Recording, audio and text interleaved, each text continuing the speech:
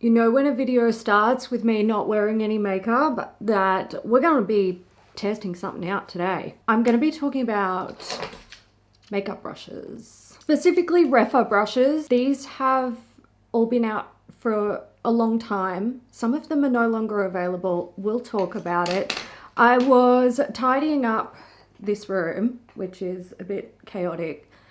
I just hide it and you can't see it. Anyway, while I was tidying up, I found a package from Rephr, which I had received, I believe it was towards the end of last year, sometime in December, I think it was. And I've put it aside, and then it has just gotten surrounded by other stuff. And I was kind of bummed because it would have been good to put it out when it was relevant, specifically for these Shodo brushes, which aren't currently available. But I actually refuse to believe that these will never come back, because I think they're some of the best brushes Rephr has ever done. But really what I want to talk about mostly today is these guys.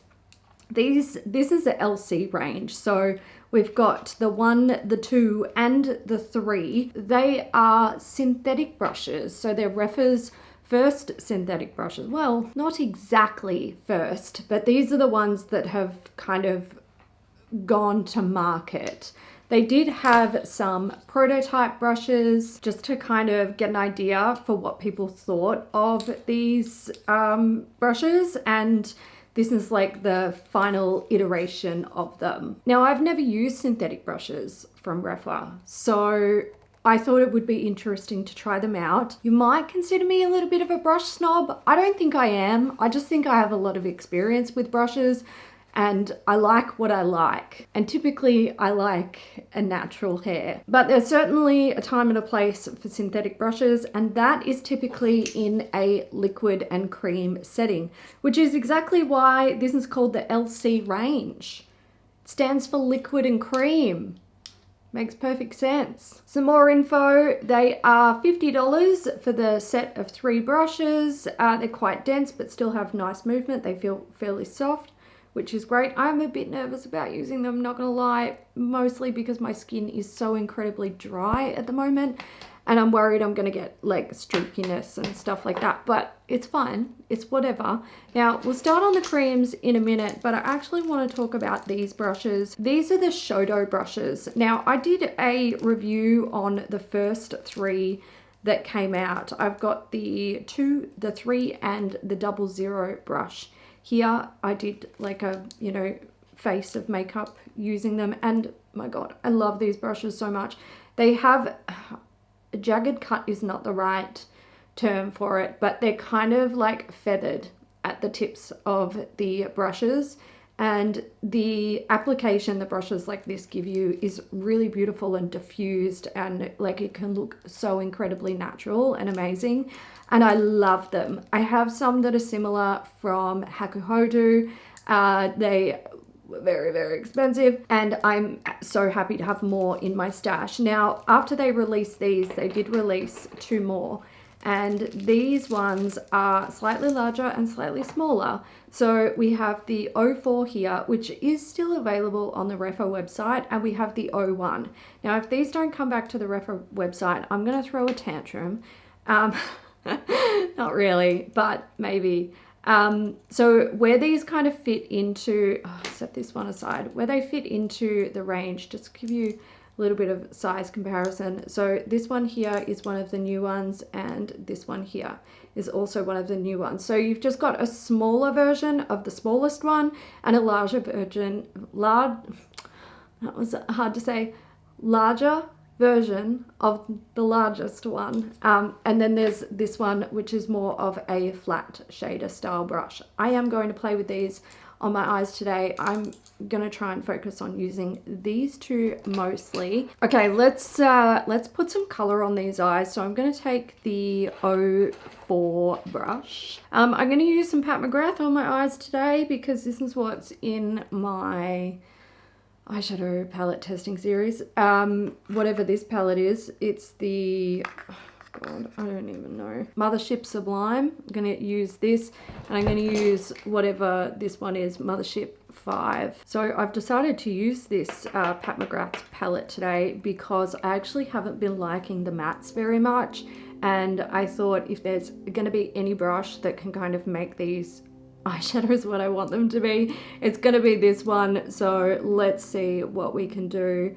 I've been finding that these just like stick in spots where I don't want them to stick. They go on a little bit too pigmented for me, and that, you know, that's just personal preference. I just like a bit of a softer eyeshadow these days. So what I love about these is they have quite a nice little tip to them. You can see that point there, which is really good for getting into like deep sockets, which I have. I've got fairly deep set eyes, but also the tips are like really sort of fluffy and they've got good structure to them, but when you go in to blend, you get a really nice diffusion of product. And I just think like the blend that you get with these sort of eyeshadow brushes, it's done for you, which I just love. I'll also try to pack on a little bit of color here, a bit more intense, and you can see it does that super easily. You're everything that I knew you would be. Okay, I'm about to put something super sparkly on my eyes, and I feel like people will ask what it is. It's this shade. And I'm gonna use the 01. This guy is tiny and not really what I would like recommend for applying an eyeshadow like this, but I also want to use this brush, so we're gonna try it out.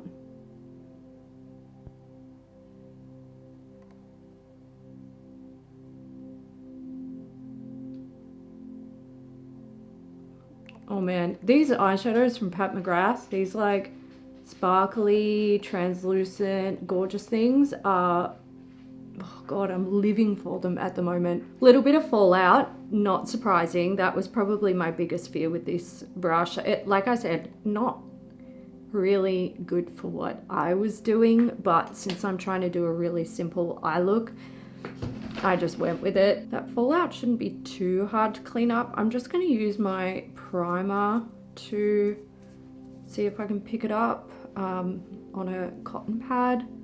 So this is usually how I fix cleanup. I use like the last product that I've used on my face, which is usually a moisturizer or a primer.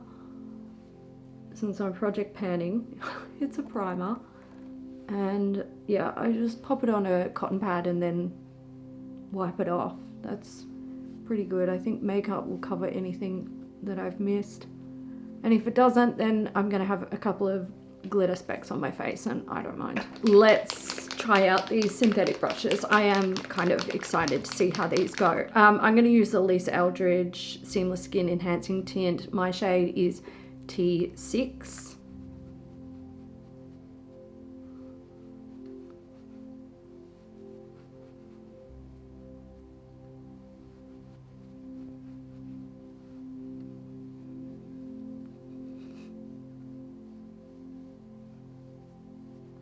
I'm just going to do half my face so we can see how application looks, and I will get up nice and close so you guys can see if it's streaky or anything like that. It's looking pretty good to me.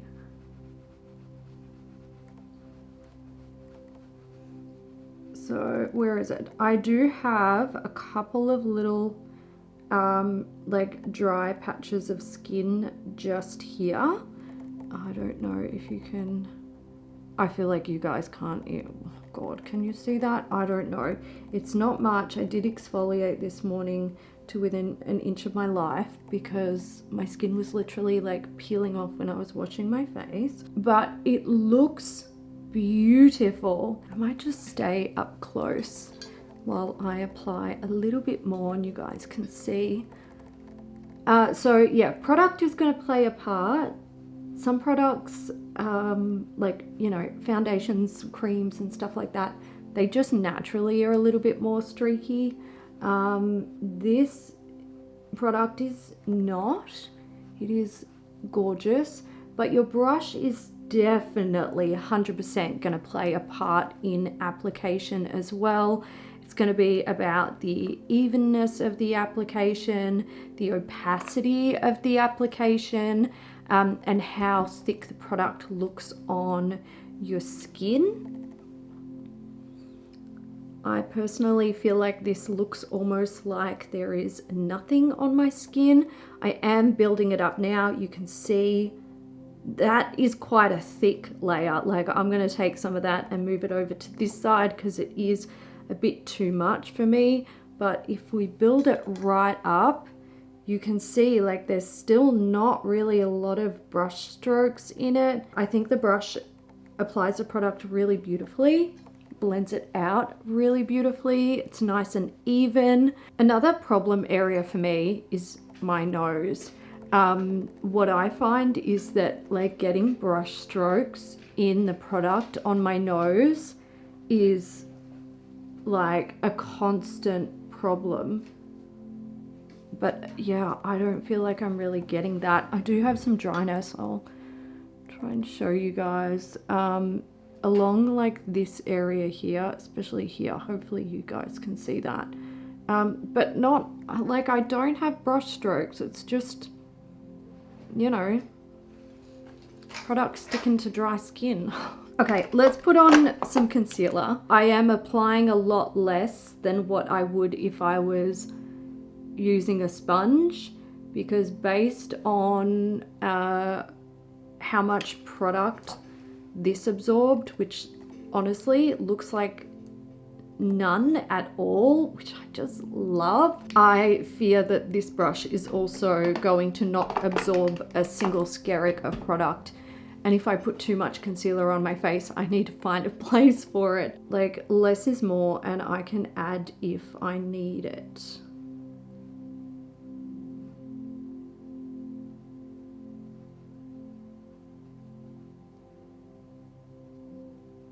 Oh my god, I can't believe I let these sit in my filming room for how long without using them. They're gorgeous.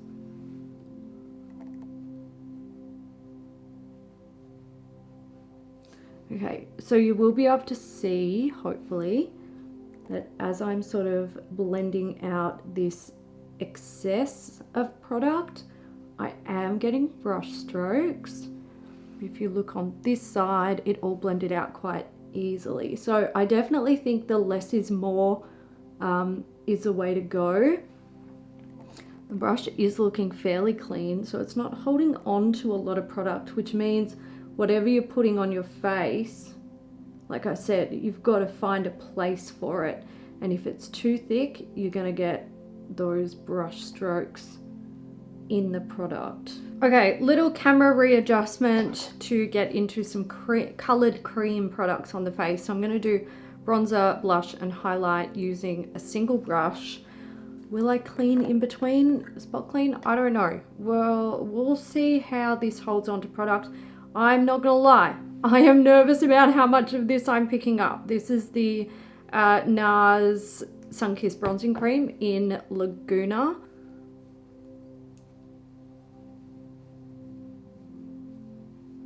So you can see how little I'm picking up there. Because these brushes, being synthetic, they shouldn't hold on to a lot of product.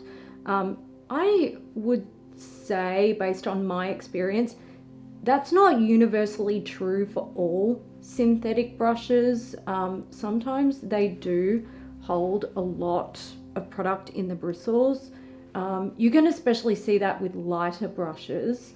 I'm sure there is definitely product in here. Like when I wash it, there'll be product coming out of it. But I also feel like it sort of applies and blends that really, really well. So that makes me think that it's not holding on to a great deal of product.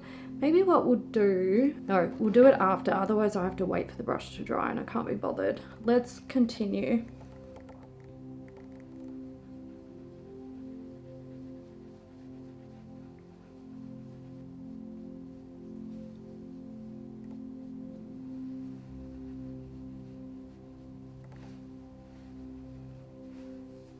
I do kind of feel like I could use this brush for my forehead, to be honest. And I'm just gonna try it. Yeah, I think if you are someone like me who has a fairly large forehead, then this brush for sure, you could absolutely use it. And I think it's gonna make the job quicker. So for me, that's what I would do. Blush, I'm gonna use the Venetian Rose from M Cosmetics. I haven't used this in ages. Oh God, that's probably too much, isn't it?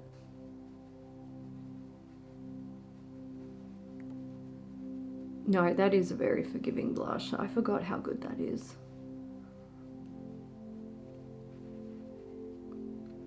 I do feel that this brush is a bit stiffer. And I'm feeling with the stippling motion, it's a little bit scratchier. I typically do use a stippling motion when I'm using like brushes for, you know, colored cream products, because I feel like the application is a little bit easier to sort of like, you know, get it where you want it, rather than sweeping it out, because I have kind of a, like, I've got a bit of a small mid face compared to the rest of my face. So I like the techniques that I use to apply colored products in this area. I'm a little bit more careful about my placement, and I do actually feel that this is scratchier. I don't know why. Like, the bristles feel the same. You know what I think it is? I think it is potentially the density of it, or like it just feels like this.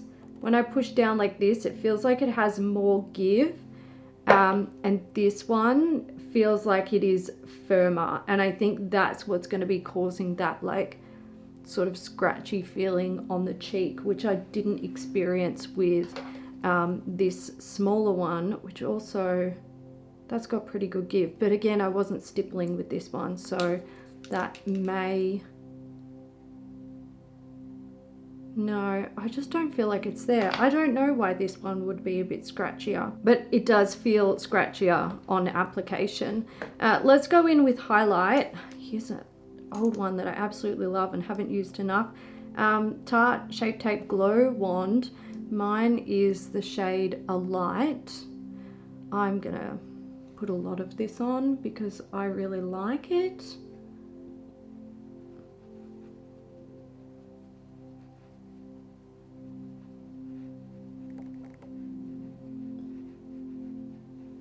With a bit more of a sweeping motion, this doesn't feel as scratchy, but it is still there a little bit, which I think is interesting. I have to admit that I think this is my least favorite of the trio. Okay, let's talk about these brushes. I want to start with the Shodo brushes because love them so much. They really are my favorite brushes. Mine are constantly dirty. I specifically washed them all for this video so that I could show you my non-grubby brushes. I think these are a great addition to the range. They need to bring them back. Like, just having this one available, it's not enough. No. Bring them back. Rephr, bring them back right now. Also, I would like to see these in bronzer, blush, and highlight style brushes. I would also like to see a smaller iteration of the double O brush, and I guess anything else that you think would fit into the family of the Shodo range. Gorgeous, divine. If they come back in stock and you're interested in them, buy them. Just buy them. Like, I'm usually not like mega hype about stuff. I try to be kind of balanced. Like, if I like something, I definitely will tell you that I love it. But these brushes, like, just sensational. Absolutely sensational. As for the liquid and cream range, I like them. Mostly this foundation brush gorge. Love this. I also do really like the concealer brush, which I use for both priming and applying concealer. I will mention I used the B05, which was like the first iteration of these brushes to apply my primer. And I see a difference with these? Not really. I don't think so. I think the differences that I can visually see are that these contain a little bit more of those like lighter colored filaments, and I think that's just an aesthetic thing. I'm not really sure that I would say that that has like changed the brushes. The middle one, the LC02, I do think it's too scratchy. I think potentially there needs to be some more work on this one to make it softer. I think people who are really going to notice it are people who use a similar technique as I do with a stippling motion to apply things. If you don't use a stippling motion, you probably won't really notice that as much. But also I think like if you have sensitive skin, or if your skin is a little bit thinner, which happens to a lot of people for a lot of different reasons, that might be something that is like it negatively affects how you feel about the brush. So I think that is something to keep in mind, especially since if you are interested in picking up these brushes, you are buying the set. You are committing to the 3 brushes. I do think that they're affordable, which is great. But also, you know, I always think about having things in your life that you won't use or you don't need, things like that. So when you're buying something as a bundle, I feel like there is weight in loving everything that's there, because, you know, then it's like, oh yeah, you're going to use everything because you love it. But yeah, I feel like this one, bit scratchy. These ones though, I really enjoy them and I will reach for them. I'm not sure that I would reach for this too often. I might play with it a little bit more. I am interested in sort of playing with it with that like angle. Whenever a brush has an angle on it, I'm always like, we need to try this 28 times instead of 14, because I need to know exactly what I think about every aspect of the brush. So that's just kind of a me thing. That's the way I like to sort of, you know, get to know products. And of course, this being a first impression, I can only go based on, you know, my first experience with it. But I do think that the makeup has gone on gorgeously, and I was super nervous. I was actually not going to film this today because I was like, my makeup is going to look so shit no matter what I do because my skin is so dry. And I mean, I use this because I know that it's forgiving, but I was worried about the brushes. But the brushes are great. Like, this guy handled the situation perfectly. Oh, there was one thing that I was curious about. I was talking about how much product the brushes potentially hold.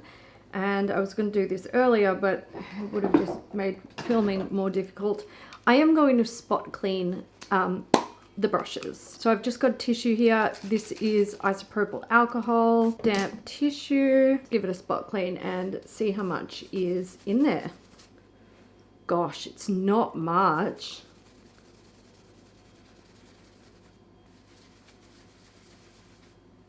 I kind of wish I had... Oh, do I have anything that's dirty with... I don't. Look at me being too clean, too tidy. I've actually just recently done a huge brush clean. That is pretty impressive for a synthetic foundation brush. I'm going to do the colored cheek brush. Stop it. There's like nothing on that. I mean, not nothing. There is obviously product on there. But for applying bronzer, blush, and highlight with that one brush, fresh tissue, I'm going to do the concealer one as well. Oh, there's more on that. There is certainly a bit more on that one. That doesn't surprise me though. The concealer that I used, which is the Natasha Denona, it does have a thicker formula. Although, To be fair, my NARS bronzer was the thickest product of all of them, and there was not too much of that on the brush. I kind of felt like these weren't weren't holding on to a lot of product, like they were depositing and blending the product more than they were holding on to it. But the only way to sort of prove that is to do something like this, and I feel vindicated. I'm gonna take the B05. This is the first iteration, or like the prototype of the brush. This is the one that I used with the Kaleidos Tone Activator Primer. I'm just gonna see how much is on that one. So yeah, not a whole lot at all, which doesn't surprise me. I use very little of this product when I apply it. I'm gonna leave it there, guys. I do hope you enjoyed it. I want to say a massive thank you to Rephr, and I'm really sorry that it took me so long to film this video. I don't know, I mean, there's never any pressure from Rephr. I don't want to make it sound like there is. They send me stuff and then I create videos on it if I want to, but this lot, I forgot. That's it. It's not really an excuse, it just is what it is. But I also want to say a massive thank you to my channel members and to all of you for joining me today, and we'll catch you in the next one. Bye.